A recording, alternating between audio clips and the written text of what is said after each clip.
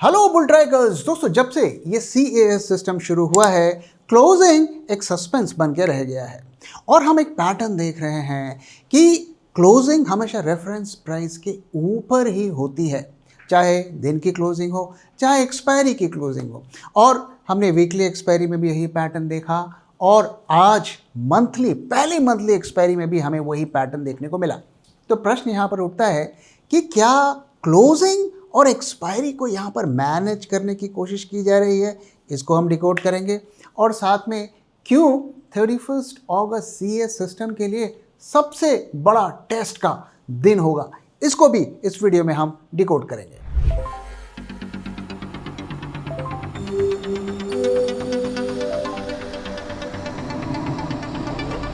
जब मार्केट की हो बात, बेटर आस्क बुल ट्रैक। तो आज की एक्सपायरी में क्या हुआ हम समझते हैं और साथ में पिछली जो वीकली एक्सपायरी थी वहां पर क्या हुआ इसको भी समझेंगे। तो आज 2 बजे तक अगर देखिए मार्केट्स प्रेशर में थे और यहाँ पे आप देख सकते हैं कि रेड में मार्केट्स चल रहे थे। उससे पहले और भी ज़्यादा मार्केट गिरा हुआ था, टोटल बेयरिश सेंटिमेंट्स मार्केट में था और 3:15 पर यह पॉजिटिव आ जाता है 24,260 के आसपास। लेकिन क्लोजिंग पर हमें जो CAS की क्लोजिंग होती है उसके बाद हमें बड़ा सरप्राइज मिलता है और मार्केट 24,335 के आसपास क्लोज होता है, करीब 0.5% ऊपर। और अगर आप रेफरेंस प्राइस और क्लोजिंग प्राइस का डिफरेंस देखें तो 74 पॉइंट्स का गेन हुआ, लगभग 0.31% in 20-minute window where no Nifty stock traded. हम जानते हैं कि 3:15 के बाद जो FNO के स्टॉक्स है उसमें ट्रेडिंग बंद हो जाती है कैश सेगमेंट में। This settlement price for every August contract was set up by an auction book, not a tape. So 3:15 के बाद स्टॉक की ट्रेडिंग हुई नहीं हो रही है, लेकिन जो एक्सपायरी, जो मंथली एक्सपायरी है उसके हर कॉन्ट्रैक्ट का फैसला ऑक्शन के बेसिस पर हो रहा है जिस पर ट्रेडिंग हुई ही नहीं। और इसका परिणाम क्या हमें देखने को मिल रहा है अगर आप ट्रेंड देखें। सो 3 अगस्त जब ये स्टार्ट हुआ था बड़ा सरप्राइज हुआ, 0.8% ऊपर क्लोजिंग हुई, हंगामा मच गया। उसके बाद कुछ इन्वेस्टिगेशन भी हुआ, खबरें आई कि कुछ मैनिपुलेशन करने की कोशिश भी हो रही है, लेकिन उसके बाद क्या एक्शन है मुझे इसके बारे में जानकारी नहीं है। इसके बाद 4 अगस्त जब वीकली एक्सपायरी, हमें पहली वीकली एक्सपायरी देखने को मिली, वही पैटर्न देखने को मिला। 5 अगस्त को भी लगभग थोड़ा ऊपर क्लोजिंग देखने को मिली और आज फिर हमें वही पैटर्न देखने को मिला, 0.3% से ज़्यादा के ऊपर क्लोजिंग हुई रेफरेंस प्राइस के।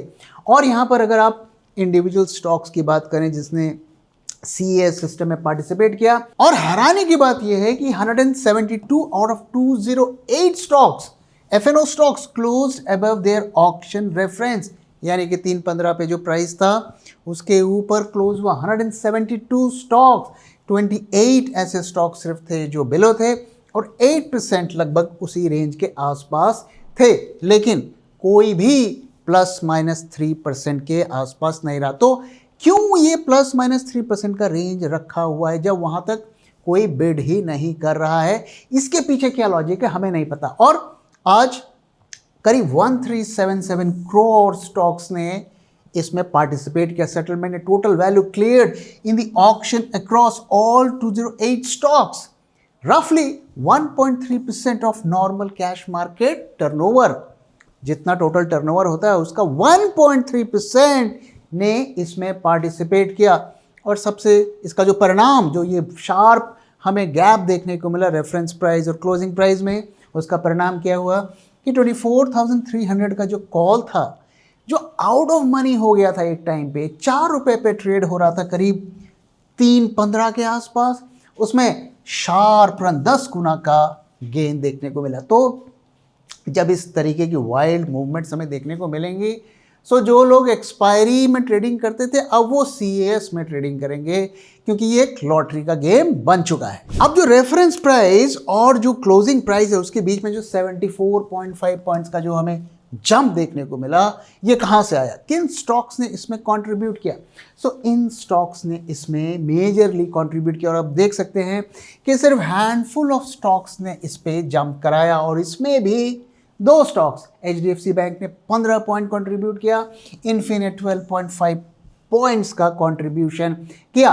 सो आप देख सकते हैं कि ये दो स्टॉक्स ने ही करीब 25-27 पॉइंट्स का कंट्रीब्यूट किया। और ये जो यूजुअल सस्पेक्ट्स हैं जो मार्केट को इन्फ्लुएंस ज़्यादा करते हैं, जिसमें DIA की हेवी पोजीशंस होती हैं, इसने ही ये 5-6 स्टॉक्स काफ़ी हैं CES सिस्टम को हिलाने के लिए। और जो लोग इसमें पार्टिसिपेट करते हैं उसके पास पैसे की कमी नहीं होती है, और परिणाम इसका क्या होता है आप देख रहे हैं। सो 147 करोड़ ये जो दो स्टॉक्स हैं, इन दोनों स्टॉक्स को में सिर्फ 150 करोड़ के करीब उसमें लगाए गए, और उसने 28 पॉइंट निफ्टी को हिला दिया, उसके एक्सपायरी को हिला दिया।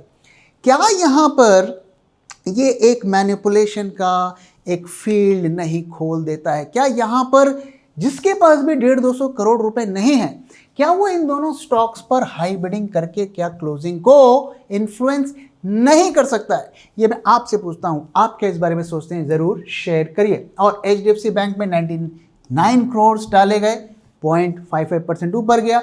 इन्फोसिस में 48% डाले गए। तो आप देख सकते हैं कि इतनी थिन लिक्विडिटी वहां पर है कि हैंडफुल ऑफ स्टॉक्स ही पूरी की पूरी एक्सपायरी या क्लोजिंग को पूरी तरीके से इन्फ्लुएंस कर सकते हैं। और देखिए, ये वो स्टॉक्स थे IT and metal were the worst sector at 2 PM। 2 PM को के आसपास ये सेक्टर्स प्रेशर में था, और देखिए ये सारे ग्रीन में आ गए। आप देख सकते हैं कि कितना हमें वाइल्ड यहाँ पर गैप देखने को मिला। सो ये थोड़ा एक सिस्टम में जो कॉन्फिडेंस होता है लोगों का, वो थोड़ा हिला रहा है, मुझे ऐसा लगता है। स्टॉक मार्केट में सबसे बड़ा कंफ्यूजन क्या है? कौन सा स्टॉक बाय करना है या सेल करना है, और किस प्राइस पर करना है? और इसीलिए हम लेकर आए हैं बुलट्रैक स्टॉक एक्सरे। बॉडी के एक्सरे की तरह ही बुलट्रैक स्टॉक एक्सरे किसी भी स्टॉक का रियल हेल्थ चेक करता है। ये 50 से ज़्यादा पैरामीटर्स पर स्टॉक को इवैल्यूएट करके आपको एक क्लियर स्कोर कार्ड देता है, जो बिना किसी कंफ्यूजन के बताता है कि उस स्टॉक को पोर्टफोलियो में रखना चाहिए या नहीं। साथ ही ये वो प्राइस भी बताता है जिस प्राइस पर आपको स्टॉक को खरीदना या एवरेज करना है। सिर्फ एक क्लिक में ये आपके पूरे पोर्टफोलियो को एनालाइज करके क्लियर रिकमेंडेशंस देता है कि हर स्टॉक में आपको क्या एक्शन लेना चाहिए। तो देर किस बात की, आज ही सब्सक्राइब कीजिए बुलट्रैक स्टॉक एक्सरे।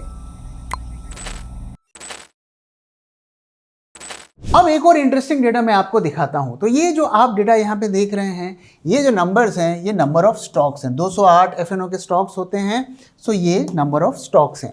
और नीचे बता रहा है कि रेफरेंस प्राइस और जो क्लोजिंग प्राइस है उसके डिफरेंस को बता रहा है। तो जैसे 66 स्टॉक्स ऐसे रहे जो 0 से 0.25% गैप आया, यानी कि उनकी एक्सपायरी रेफरेंस प्राइस से ऊपर आई। 0 to 2.25% में 66 स्टॉक्स इस बकेट में थे। 0.25 से 0.5 के बीच में 56 स्टॉक्स थे। 0.5 से 0.75 33 स्टॉक्स थे। 0.75 से 1 11 स्टॉक्स थे, और 1 से 1.5 में 6 स्टॉक्स थे।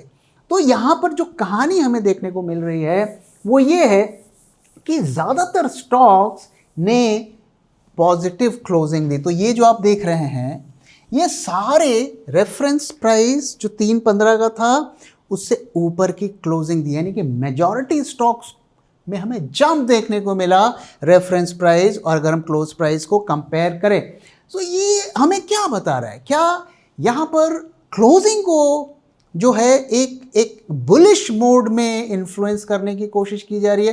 क्योंकि अभी तक तो हमने देखा नहीं कि जो CES की क्लोजिंग के बाद मार्केट नीचे आता है, यूजुअली हमने नहीं देखा, और आता भी तो थोड़ा बहुत आता है। मैंने आपको डेटा भी दिखाया, और most days it is going up.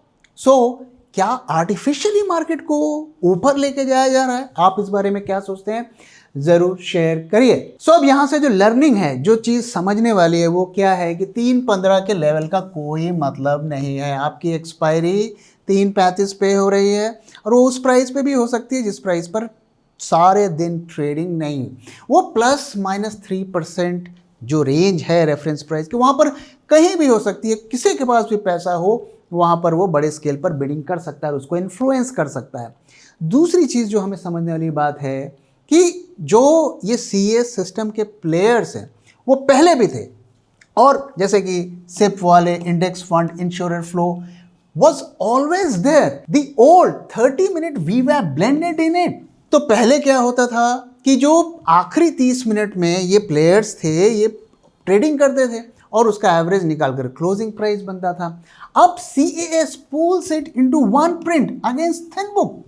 तो एक तो वहाँ पर कम लोग पार्टिसिपेट कर रहे हैं, 1% से कम का टर्नओवर है, और उसी में से एक ऐसा जो बिडिंग में से कोई एक ऐसा प्राइस को निकाला जा रहा है और उसी पर क्लोजिंग का डिसीजन हो रहा है। लेकिन दोस्तों ये सिस्टम अभी तक जो है वो तो एक खेल था, छोटा मोटा खेल था। इसका असली टेस्ट 31 अगस्त को होने वाला है जब MSCI की रीबैलेंसिंग होने वाली है। दोस्तों आपको याद होगा कि इससे पहले जो MSCI रीबैलेंस हुआ था मार्केट में हाहाकार मच गया था। सो अब तो CAS सिस्टम भी आ गया है, तो अब ये वहाँ पर कंफर्म होगा। ये जो हम पैटर्न देख रहे हैं कि हर क्लोजिंग में मार्केट ऊपर जाता है, हर एक्सपायरी में मार्केट ऊपर जाता है जब से CAS आया है, क्या उस दिन भी ऐसा होता है? और अगर उस दिन भी ऐसा होता है तो कहीं ना कहीं हमें ये मानना पड़ेगा कि CAS मार्केट को आर्टिफिशियली इन्फ्लेट कर रहा है, और अगर उस दिन नेगेटिव क्लोजिंग हो जाती है तो शायद हमें ये मानना पड़ेगा कि एक रैंडम इवेंट है। तो बहुत इंटरेस्टिंग होगा 31 अगस्त को क्या होता है, और हम कोशिश करेंगे कि उसके एक डिटेल एनालिसिस भी आपके साथ शेयर करें। तो दोस्तों ये तो CAS और आज की एक्सपायरी की बात रही, लेकिन एक और इम्पॉर्टेंट इवेंट आने वाला है जो आगे मार्केट को नियर टर्म पे इम्पैक्ट करेगा, और वो है एनवीडिया का रिजल्ट। और ये 26 अगस्त को आने वाला है, यानी कि थर्सडे को हमारे इंडिया टाइम में अर्ली मॉर्निंग हमें ये देखने को मिलेगा।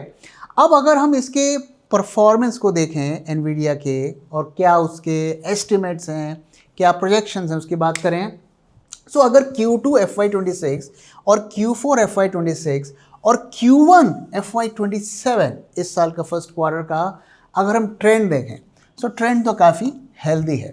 और गाइडेंस जो है, जो कंपनी ने खुद गाइडेंस दिया है 91 का दिया है, और स्ट्रीट के एक्सपेक्टेशंस क्या है, वो भी इससे ज़्यादा है।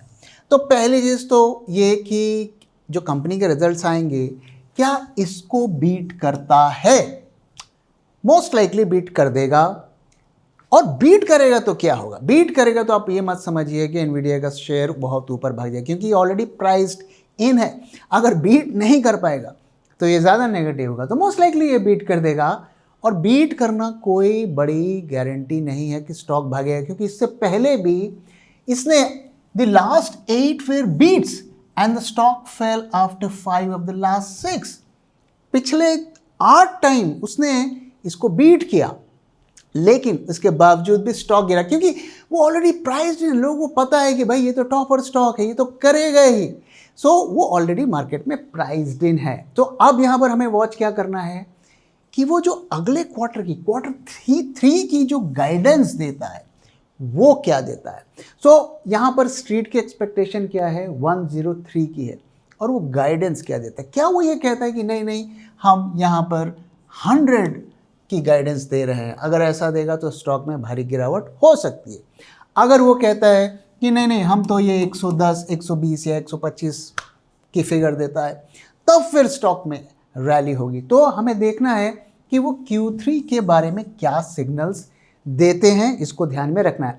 और अभी अगर स्टॉक की बात करें तो स्टॉक ओवर ओन्ड है, सभी बड़े फंड्स, सभी बड़े इन्वेस्टर्स ने इसमें पोजीशन बना ली है। स्टॉक फेयरली वैल्यूड है, क्योंकि 23 टाइम्स इतनी बड़ी कंपनी, इतनी स्ट्रॉन्ग मार्जिन वाली कंपनी जिसका ग्रॉस मार्जिन 75% है, ऐसी कंपनी 23x पे जो है ट्रेड हो रही है। इंडिया की कोई भी अकाटू बकाटू कंपनी आप उठाएंगे 40, 50, 60 पी पे ट्रेड होती है, जिसकी कोई ग्रोथ पोटेंशियल नहीं है, कोई कॉर्पोरेट उनका जो गवर्नेंस उस क्लास का नहीं है।